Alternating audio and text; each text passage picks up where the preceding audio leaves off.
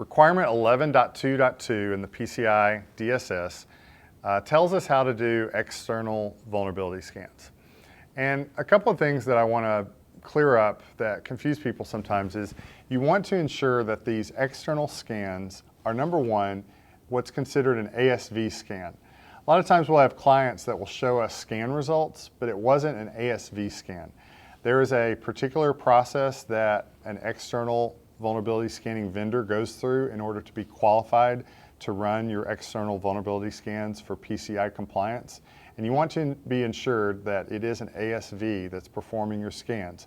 Qualys, for example, is a provider that will provide you with one type of vulnerability scan, but you have to ensure that you are getting the ASV scan for PCI compliance in order to comply with 11.2.2.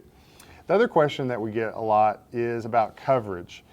What should we be scanning? Should we be scanning all of our public IP address landscape?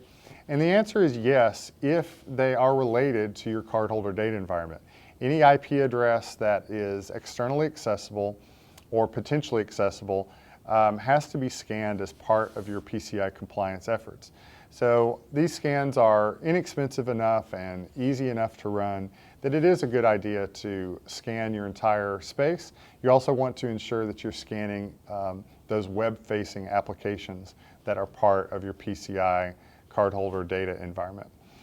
And the last thing we get asked about is the frequency of the scans. The requirement is quarterly, and you will find a frequently asked question in the PCI Security Standards Council's webpage about what constitutes quarterly.